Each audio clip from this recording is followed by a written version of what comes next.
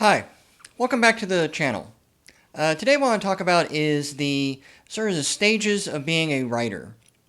And really, I think these stages apply to any creative outlet or even just any skill-based sort of activity. So even if you're like being a plumber or an electrician, I think these sort of stages still would apply. But of course, this channel is mainly about writing, so that's what I'm going to focus on. And I kind of got to thinking about these as in the context of the Dunning-Kreuger effect, which I'm going to talk a little bit more about later. And for those of you who are fans of like Dean Wesley Smith, he also talks about the 4 stages of writers, but I'm going to take a different approach. It's kind of similar, but I'm looking more at like the psychology of what's going on. Because remember, writing is a mental game, and so we need to pay attention to our mental and emotional states if we want to really be successful writers. And I guess the first stage, almost like the 0 stage, is what I call the uninitiated. These are people who are not writers. They are readers. They read a lot, so they're kind of exposed to what writers do, but they themselves are not writers. Maybe they've thought about being a writer. Maybe they sort of daydream about being a writer, but they've never actually made any serious attempts at trying to be a writer. Maybe they've written a few things and they just sort of threw it away or whatever. The uninitiated has really no idea what it is to be a writer. And what they usually do, and I know I was one, like I had the same problem, is they tend to over and underestimate the difficulties of being a writer. For instance, most people who do not write at all, when you ask, when I say, you should maybe write a book or something, like, oh, no, I couldn't come up with all those ideas. I don't know where writers come up with. I'm not that creative. People, I could never come up with ideas. Maybe I have an idea for one book, but that's about it. I wouldn't know what to do after that. Well, anyone who's been a writer, even just a little bit, like myself, you find out real fast the ideas are not the hard part. The ideas come flowing. Once that sort of creative part of your brain is kicked, it's almost hard to not come up with ideas. I have a little book over here where I write down all these various ideas. I don't know if I'll ever get to most of them. Some of the ideas I had when I first started writing, still I haven't actually done. I'm still not sure when I will. But yeah, the ideas is not the hard part at all. It's usually the sort of craft of writing, and that's the sort of thing that the uninitiated get wrong, is the actual putting words on the page in a way that is clear and entertaining to the reader. That's actually the hard part. Whereas I think most of the uninitiators are like, well, it's English, right? I know English. I can read, so therefore I can write. And check out some brand new writers, and you can see how hard that really is. Which brings me to the next stage, what I call the apprentice stage. I'm using the old craftsman stages. So the apprentice is doing the thing. They're actually writing. They are writing maybe a novel. Maybe they've written 1 or 2. Maybe they have just gotten started. They've taken a few classes, read a few books. And this is where the Dunning-Kreuger effect kicks in. And the Dunning-Kreuger effect is this notion that beginners don't understand. They tend to overestimate their abilities. And underestimate the difficulties that are out there. They know enough to be dangerous, I think, as my grandpa used to put it. That they know a little bit and they write, and they tend to think, oh, this is easy. The words are just pounding out. To be honest, I was there that way too. I was with Saga the Scout, is that I thought was like super easy. I didn't understand what the big deal was, why people I don't know, torture themselves over writing a novel. It just seems so easy. I was knocking out 1,100 words a day, whatever. And what it was is I didn't know what I didn't know. I didn't know things about like pacing, for instance. I didn't really know about how to use descriptors and when not to use descriptors, and point of view and shifting things like that, moving around inside characters' head, head hopping and stuff. All these things, they're really, once you kind of write more, you realize, oh, this is really basic stuff. But when you're a new writer, you don't know that stuff. And so you're just writing and just putting stuff out, and not understanding why people don't like what you're writing because you don't know what you don't know. And that's a part of the Dunning-Kreuger effect, is that, yeah, apprentices, beginners, oftentimes don't understand that they're not really very good. Not yet. And that's the biggest danger, and it's one of the things I want to talk about, the dangers of these stages. Is the danger of the apprentice is they won't move out of that stage. The same thing with the uninitiated. The danger of the uninitiated is that they won't ever start writing because they've got built up in their head that, well, writing is this big special thing for special people. I'm not one of the special people. I couldn't possibly do that, and so I shouldn't even bother. I was stuck in that stage most of my life, to be honest. I didn't start writing until I was 48. So most of my life, I was stuck in the uninitiated stage. I would read books, and part of me would think, I think I can do better than this, or at least as good as this.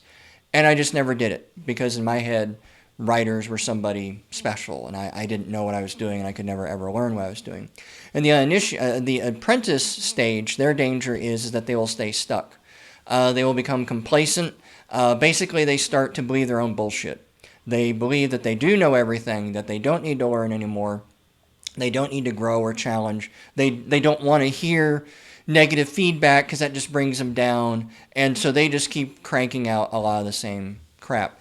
And unfortunately, I see a lot of apprentices out there. I think the one thing that self-publishing has done is made it easy for people to put stuff out there without ever getting any kind of feedback. And even the writers who use beta readers and stuff like that, they still get trapped in that a beta reader will say, I don't really like this, or I don't think this makes sense, or I want to hear more about this, or whatever. The author who basically hired the beta readers can just ignore them. And they don't need to internalize that sort of feedback. They say, oh, you just don't get it, you know. See, I guess the problem, in a word, the problem with apprentices is arrogance, is that they think they know everything and they don't. Then we move on into the Journeyman Status. And I think that's where I'm at. Well, I'm trying to be as objective as I can. I think I'm a journeyman. Journeymans are people who have learned quite a bit. They have written a lot. They have practiced a lot. They have taken a lot of classes. They've taken a lot of workshops. They've read a lot of books. They've gotten feedback, positive and negative. They have tried and internalized it all. And they are really trying to grow and better their craft. They're not masters because that's the last stage, but they still have a lot to go. And that's the biggest fall. This is the other part of the Dunning-Kreuger effect. Is once you've learned a bit, you realize now how much you don't know. Remember, the apprentice doesn't know what they don't know. The journeymen do know what they don't know. And they read the works of the masters and they're like, holy crap, I can't write like that. I don't know how to write like that. I know all this stuff, but man, I was in tears in this one chapter. I don't think I've ever written anything that's even made me cry. You know, this sort of thing. The biggest problem with journeymen, the biggest dangers, is that they give up. One thing I have to remind a lot of my clients is that one of the reasons why we get discouraged is because we focus on how far we have to go instead of looking back to see how far we've come. I'll say that again. We sometimes focus too far on how far we need to go, and we forget to look back and see how far we've come. And that's why it's a good idea, I think, every now and then to bust out some of your old writing and read it. Not to change it, not to edit it, but to realize I wouldn't write like that anymore. Now I understand why it's confusing to readers to hop around in heads with no clear delineation. Now I understand why fight scenes are so hard to write, is because I have to get the pacing right, and I have to get the descriptors right, and I can't load it down with too much details, but I need enough to let people know what's going on. That sort of thing. Back then I didn't get that, and now I do. But with journeymen, yeah, their biggest danger is that they give up. They get so down on themselves because they're not good. They'll be never as good as their hero, fill in the blank for whatever your writing hero is. You'll never be able to write that novel that you really want to write, or that genre you really want to write, and you just end up giving up. And I think a lot of authors have that problem, especially if you're self-published, because you usually have two things going on. You have one, the writing part, being stuck in the writing phase of not being good enough, not having enough skills, not feeling like you're getting anywhere. You're certainly not where you want to be. But the self-published authors also have the business end. And so maybe you're not even making money. So now you don't feel satisfied in your writing world, but you also, maybe you're struggling with the marketing, and you're looking at like all the marketing gurus on YouTube, and man, they make so much money and making six figures, and I'm happy if I make three, this year. And I can't even get nothing that seems to work, and this writing thing is, and so all of that just kind of leads towards burnout, and that's the biggest danger for journeymen. The journeyman stage of writers is they give up, that they burn out. Something just seems too hard, and they just can't wrap their head around it, and they just can't handle the emotional turmoil anymore, and they just quit. The only thing I can say in that case is to just not quit, because you have to go through the journeyman phase to hit the final stage, which is the masters. These are the people who know what they're doing, and they know that they know what they're doing. Not in an arrogant sort of way. That's the apprentice. This is more of in a confidence kind of way. They know that they could crank out a novel in a week if they wanted to, and it would be good. They know that if you gave them a scene on, a character is tying his shoes, can you make that exciting and interesting? Yeah, I can do that. Because I've written a lot, and I know enough about myself. Again, I think the masters have really kind of worked on the mental game, probably even more than the skills-based game. They accept that they will never be where they want to be, and that's okay. They're fine with that. Unlike the journeymen who are still struggling, I'm there. The masters know, yeah, you know what, I'm probably never going to write as good as my fill-in-the-blank hero, but I'm going to write as good as I can. And that's okay. That's good enough for me. I'm going to write the best story. I know how to write stories. And I want to put that out there. And I know that I can get people excited. I've got the sales to prove it, because they've also kind of gone through that stage as well. These are the people who are probably making a living off of their writing. They may not be, rolling in, multi-million-dollar mansions, but they can pay their bills. That's how they do it. And they've also probably figured out a way to sell their books as well as doing other things and that sort of stuff. They know what feedback to accept and what to reject. That this is just a troll online that's just talking shit about your book because they don't like your face. Versus someone who's like, okay, this is someone who actually knows what they're doing, and they're seeing something I don't. I need to listen to them. Probably the biggest problem for masters is complacency. I don't think I'll hit that point. Maybe I will.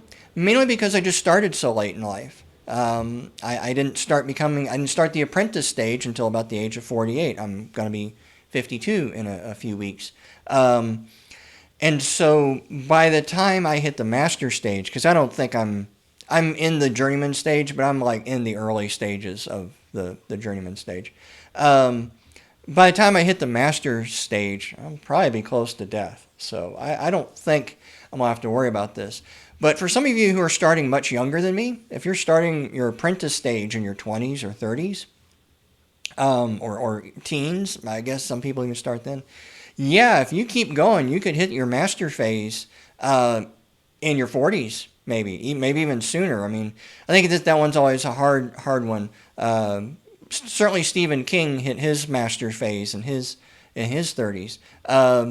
But chances are you could spend a good chunk of your life in that master phase, and then that's where the danger is complacency. Is now you're really good at what you do, just keep doing that.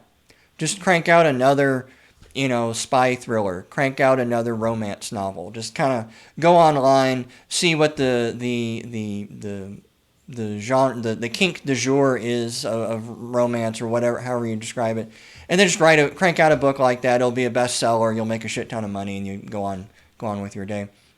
I think the biggest long-term problem of masters is they become bored. I think that's probably one of the reasons why Stephen King doesn't really write a lot of horror anymore. That's what he was known for. That's what I know him for. That's really the stories of his I like. Carrie and Cujo and the Shining and The Stand and It, Thinner, all these old books that came out like in the 70s or the 80s. Those are the ones that I like. But he became the master of horror, and I think that's when he got bored. And so that's when he started writing things like The Shawshank Redemption and Dolores Claiborne. Then he kind of got into more like the realm of dark fantasy with like the Dark Tower series and stuff like that. He writes a lot of sort of crime fiction now. Hard Case Crime publishes a lot of Stephen King stories that are, crime stories. They're mysteries, that sort of thing. I think he was smart in the sense that he realized that he mastered this. Now he's bored. Now he wants to go do this. I think Nora Roberts also, known for her romance fiction. She still pretty much includes romance in most of her stories, but now she's gotten into the realm of writing fantasy and other things like that, because I think these masters just tend to get bored. James Patterson, I notice, tends to collaborate a lot with younger authors. How much of these are collaborations and how much of these are basically he just sticks his name on somebody else's work, I don't know. But that seems to be his thing, is he doesn't really write solo material anymore. He now works with somebody else. And so if you're not at the master phase yet, and I say yet because I believe if you keep writing, you will get there. Writing is an art and a skill. And the art part is the sort of thing you work within yourself, the stories you want to tell, the way you tell those stories, the genres you work within. But the skill part is the craft of writing. And that just requires practice. And that just requires you working on it a little bit every day for the long haul, constantly learning new things, constantly stretching your own boundaries. And if you do that, you will hit the master phase. I do believe I will hit the master phase. I just wonder if I will be young enough to enjoy it, that sort of thing. But that would be my warning to you when you hit the master phase, is don't let yourself become complacent and bored, because then that's when you quit. Because there's no challenge, there's no interest, there's nothing really new to learn. You're the one teaching others at that stage. That's in the craftsman system, that's how it worked, is the masters then turn around and take on the apprentices until they say that they're ready, and they kick them out into the world, and that's the journeyman, and then they go out and they just keep working, exploring, and getting better until they become a master, and then the cycle continues. And so, yeah, very well, someday you could be the one that is invited to speak at universities to talk about how you wrote this book or whatever else, that sort of thing. So keep going at it. Like I said, this is a cycle. Even if you're at the apprentice stage, especially if you're at the uninitiated stage, all I can say is just start writing. It is not as hard as you think it is. It's not as easy as you think it is either, but it is also not so insurmountable. You can write. Unless you have some sort of learning disability or something, then I don't know why you'd be watching this video anyway, but you can write. And so if you're in the uninitiated, do it. If you're an apprentice, get over your shit and learn that you still have a lot to learn and to keep pushing. And if you're a journeyman, then accept that you actually are probably a lot better than you think you are, and stop listening to that negative inner voice that's telling you that you suck and you should give up. Because if you do that, then you'll hit the masters. And we need more masters. We need more great storytellers. You look at what's coming out of Hollywood, you look at what's coming out of the big publishing houses, it sucks. So I'm looking forward to all of you self-published independent writers to transform literature and make reading fun again and make reading interesting again. I think we can do it. I got way off topic on the last part there. But anyway, if you like this video, please like and subscribe. YouTube tells me I should say things like this. Also down below, you'll see the links to my books. I have a big announcement. I'm going to have a Kickstarter probably early next year. I think I'm just going to let the holidays pass. I think it's probably a little too late in the year, but I'm definitely going to be doing a Kickstarter later on, so I'll have announcements about that. And I will talk to you later. Bye.